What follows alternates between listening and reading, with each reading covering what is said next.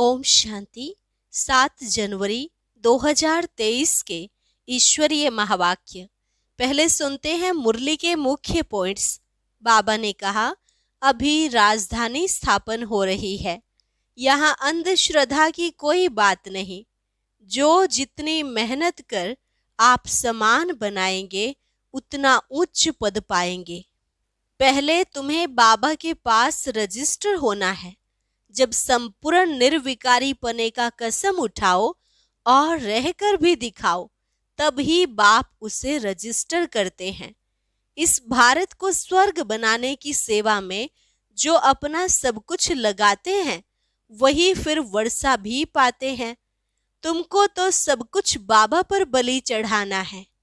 फिर बाबा ने कहा, मुझे ही नॉलेजफुल, ब्लिसफुल और रहम दिल कहते हैं। हमको आकर सब पर रहम करना पड़ता है, फिर माया बेरहमी करती है। तुम्हें औरों को भी अच्छी रीति समझाने की मेहनत करनी है। जिसकी तकदीर में होगा वह कोटों में कोई ही निकलेगा। इस समय दुनिया में सब माया की मत पर है। तुमको मिली है ईश्वरीय मत। यह मत फिर आधा कल्प चलती है। वहां सतयुग त्रेता में तुम इसकी प्रारब्ध भोगते हो। और लास्ट में बाबा ने कहा, मैं संगम पर आकर तुम बच्चों की महिमा अपने से भी उच्च करता हूँ। सारी सृष्टि में ऐसा बाप नहीं होगा जो बच्चों के ऊपर इतनी मेहनत करे। यह बाप तुमको आप समान त्रिकालदर्शी त्रिलोकी नाथ बनाते हैं, तो महिमा उस एक निराकार परमात्मा की ही करनी चाहिए। और अब सुनते हैं महावाक्यों को विस्तार से। मुरली का सार। मीठे बच्चे, तुम्हें बाप द्वारा बाप की लीला अर्थात ड्रामा के आदि मध्य अंत का ज्ञान मिला है। तुम जानते हो अब यह नाटक पूरा होता है, हम घर जाते हैं। प्रश्न, स्वयं को बाप के पास रजिस्टर कराना है तो उसके लिए कौन सा कायदा है? उत्तर, बाप के पास रजिस्टर होने के लिए पहला, बाप पर पूरा पूरा बलि चढ़ना पड़ता। दूसरा, अपना सब कुछ भारत को स्वर्ग बनाने की सेवा में सफल करना होता। तीसरा, संपूर्ण निर्विकारी बनने का कसम उठाना पड़ता और फिर रहकर भी दिखाना होता। ऐसे बच्चों का नाम ऑलमाइटी गवर्नमेंट के रजिस्टर में आ जाता है। उन्हें नशा रहता कि हम भारत को स्वर्ग व राजस्थान बना रहे हैं। हम भारत की सेवा के लिए बाप पर बलि चढ़ते हैं। गीत ओम नमो शिवाय। ओम शांति। जिसकी महिमा में यह गीत है वही बैठकर अपनी रचना की महिमा सुनाते हैं, जिसको लीला भी कहा जाता है। लीला कहा जाता है नाटक को, और महिमा होती है गुणवान की, तो उनकी महिमा सबसे न्यारी है। मनुष्य तो जानते नहीं, बच्चे जानते हैं कि उस परम पिता परमात्मा का ही इतना गायन है, जिसकी शिव जयंती भी अब नजदीक है। शिव जयंती के लिए यह गीत भी अच्छा है। तुम बच्चे उसकी लीला को और उनकी महिमा को जानते हो, बरोबर यह लीला है। इसको नाटक, ड्रामा भी कहा जाता है। बाप कहते हैं कि देवताओं से भी मेरी लीला न्यारी है। हर एक की अलग अलग लीला होती है। जैसे गवर्नमेंट में प्रेसिडेंट का, मिनिस्टर का मर्तबा अलग अलग है ना। अगर परमात्मा सर्वव्यापी होता तो सबकी एक एक्ट हो जाती। सर्वव्यापी कहने से ही भूख मरे हैं। कोई भी मनुष्य न बाप को न बाप की अपरम अपार महिमा को जानते। जब तक बाप को ना जाने तब तक रचना को भी जान न सके। अभी तुम बच्चों ने रचना को भी जाना है। ब्रह्मांड सूक्ष्म वतन और मनुष्य सृष्टि का चक्र बुद्धि में फिरता रहता है। यह है लीला अथवा रचना के आदि मध्य अंत की नॉलेज।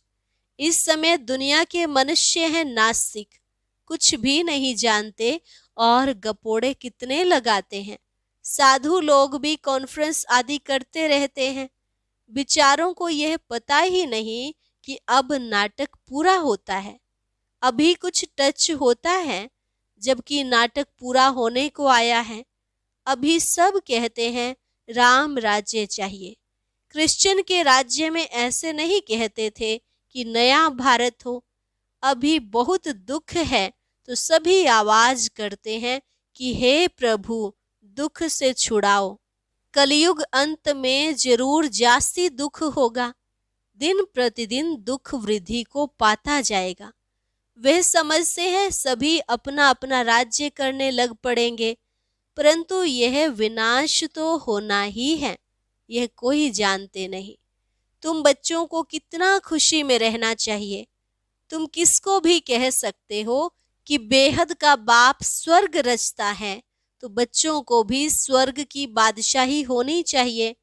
भारतवासी खास इसलिए याद करते हैं, भक्ति करते हैं, भगवान से मिलना चाहते हैं, श्री कृष्णपुरी में जाना चाहते हैं, जिसको ही स्वर्ग कहते हैं, परंतु यह नहीं जानते कि सतयुग में ही श्री कृष्ण का राज्य था।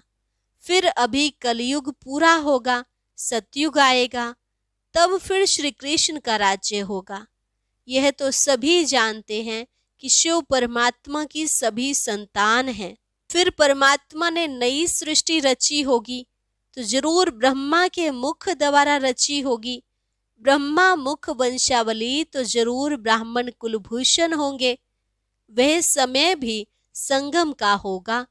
संगम है कल्याणकारी युग, जब परमात्मा ने बैठ राजयोग सिखाया होगा। अभी हम हैं ब्रह्मा मुख वंशावली ब्राह्मण। बाकी तुम कहेंगे कि हम कैसे माने कि ब्रह्मा के तन में परमात्मा आकर राजयोग सिखाते हैं। तुम भी ब्रह्मा मुख वंशावली बन राजयोग सीखो तो आपे ही तुमको भी अनुभव हो जाएगा। इसमें बनावट की व अंधश्रद्धा की कोई बात ही नहीं। अंधश्रद्धा तो सारी दुनिया में है। इसमें भी खास भारत में गुड़ियों की पूजा बहुत होती है। आइडल प्रस्थ भारत को ही कहा जाता है। ब्रह्मा को कितनी भुजाएं देते हैं, अभी यह कैसे हो सकता। हाँ, ब्रह्मा के बहुत बच्चे हैं। जैसे विष्णु को 4 भुजाएं दिखाते हैं, 2 लक्ष्मी की, 2 नारायण की, वैसे ब्रह्मा को भी इतने बच्चे होंगे। समझो 4 करोड़ बच्चे हो तो ब्रह्मा की 8 करोड़ भुजा हो जाए, परंतु ऐसे है नहीं।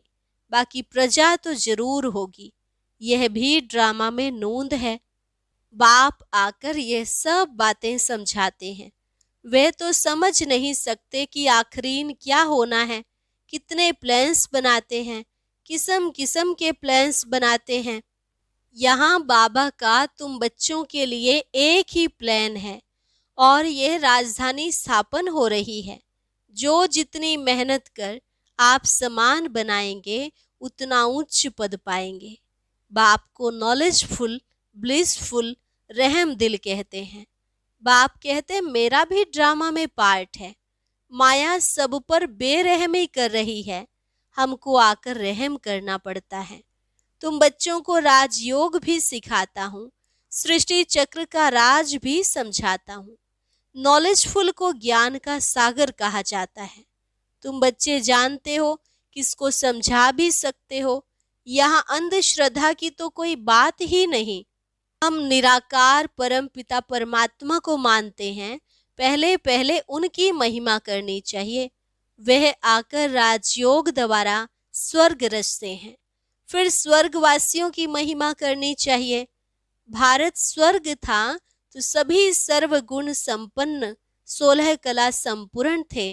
5000 वर्ष की बात है, तो परमात्मा की महिमा सबसे न्यारी है। फिर है देवताओं की महिमा।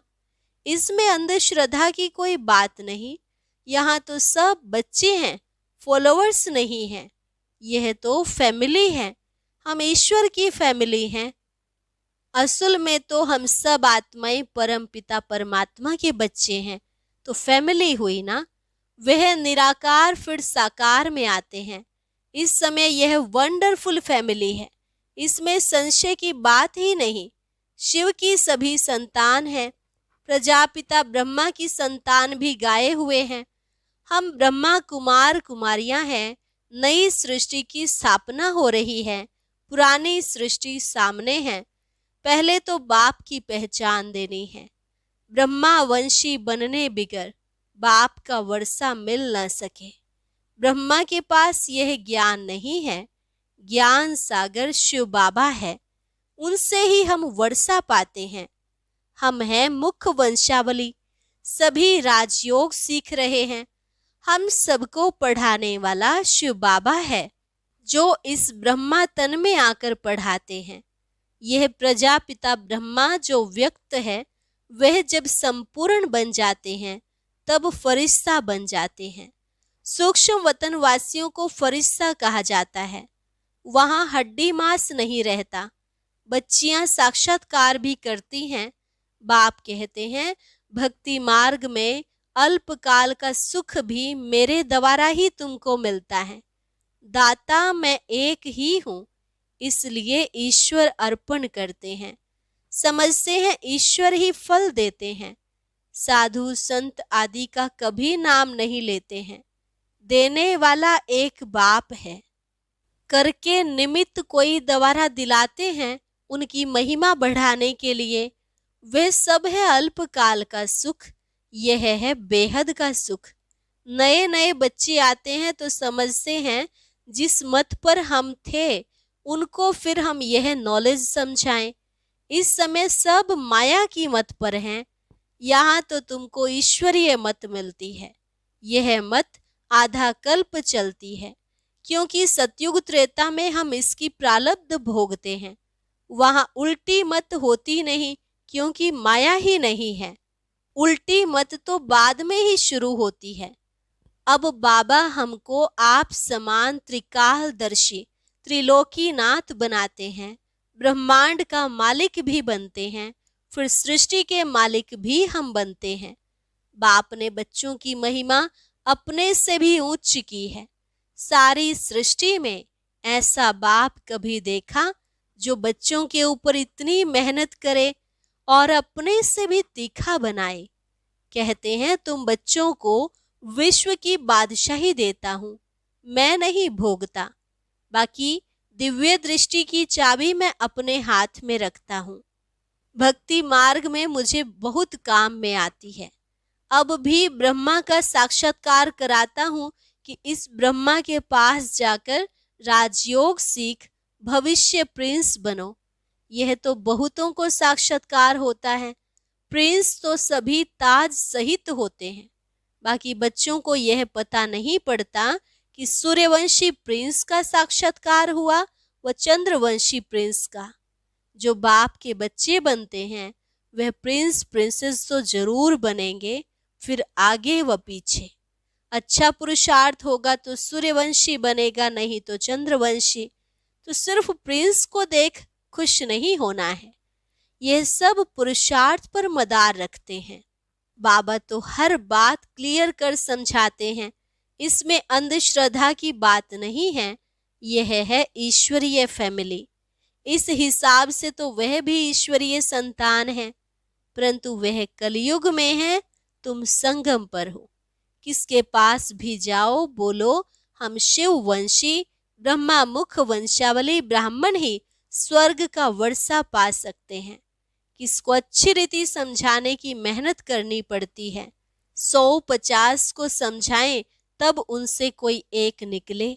जिसकी तकदीर में होगा वह कोटों में कोई निकलेगा। आप समान बनाने में टाइम लगता है। बाकी साहूकार का आवाज बड़ा अच्छा होता है। मिनिस्टर के पास जाते हैं तो पहले वह पूछते हैं, आपके पास कोई मिनिस्टर आता है? जब सुनाते हैं कि हाँ आते हैं तो कहेंगे अच्छा हम भी चलते हैं। बाप कहते हैं मैं बिल्कुल साधारण हूँ, तो साहूकार कोई विरला ही आते हैं। आने जरूर हैं, परंतु अंत में तुम बच्चों को बहुत नशा रहना चाहिए। उन्हों को समझाना है हम तो भारत की तन मन धन से सेवा करते हैं, तुम भारत की सेवा के लिए ही बलि चढ़े हो ना। ऐसा फिलैंथ्रोपिस्ट कोई होता नहीं। वह तो पैसे इकट्ठे कर मकान आदि बनाते रहते हैं। आखिर तो यह सब कुछ मिट्टी में मिल जाना है। तुमको तो सब कुछ बाबा पर बलि चढ़ाना है। भारत को स्वर्ग बनाने की सेवा में ही सब कुछ लगाना है। तो फिर वर्षा भी तुम ही पाते हो। तुमको नशा चढ़ा हुआ है। हम ऑल माइटी अथॉरिटी के बच्चे हैं। हम उनके पास रजिस्टर हो गए हैं। बाबा पास रजिस्टर होने में बहुत मेहनत लगती है। जब संपूर्ण निर्विकारी पने का कसम उठावे और रहकर भी दिखाए, तब बाबा उसे रजिस्टर करते हैं। बच्चों को बहुत नशा रहना चाहिए कि हम भारत को स्वर्ग व राजस्थान बना रहे हैं, तब उस पर राज्य करेंगे। अच्छा मीठे मीठे सिकिलधे बच्चों प्रति माता पिता बाप दादा का याद प्यार और गुड मॉर्निंग। रूहानी बाप की रूहानी बच्चों को नमस्ते। रूहानी बच्चों की रूहानी बाप दादा को नमस्ते नमस्ते, गुड मॉर्निंग। धारणा के लिए मुख्य सार। पहली पॉइंट, हम ईश्वरीय संतान एक ईश्वर की फैमिली के हैं। हमें अभी ईश्वरीय मत मिल रही है। इस रूहानी नशे में रहना है, उल्टी मतों पर नहीं चलना है। दूसरी पॉइंट, भारत की सेवा के लिए ब्रह्मा बाप के समान पूरा पूरा बलि चढ़ना है। तन मन धन भारत को स्वर्ग बनाने में सफल करना है। पूरा पूरा फिलैंथ्रोपिस्ट दानी बनना है। वरदान, परमात्मा प्यार की छत्र छाया में सदा सेफ रहने वाले, दुखों की लहरों से मुक्त भव। परमात्मा प्यार की छत्र छाया में सदा सेफ रहने वाले, दुखों की लहरों से मुक्त भव। जैसे कमल पुष्प कीचड़ पानी में होते भी न्यारा रहता है और जितना न्यारा उतना सबका प्यारा है, ऐसे आप बच्चे दुख के संसार से न्यारे और बाप के प्यारे हो गए। यह परमात्मा प्यार छत्र छाया बन जाता है और जिसके ऊपर परमात्मा छत्र छाया है उसका कोई क्या कर सकता। इसलिए फखुर में रहो कि हम परमात्मा छत्र छाया में रहने वाले हैं। दुख की लहर हमें स्पर्श भी नहीं कर सकती। स्लोगन, जो अपने श्रेष्ठ चरित्र द्वारा बाप दादा तथा ब्राह्मण कुल का नाम रोशन करते हैं, वही कुल दीपक हैं। जो अपने श्रेष्ठ चरित्र द्वारा बाप दादा तथा ब्राह्मण कुल का नाम रोशन करते हैं, वही कुल दीपक हैं। अच्छा, और अब सुनते हैं आज का अव्यक्त ज्ञान मोती।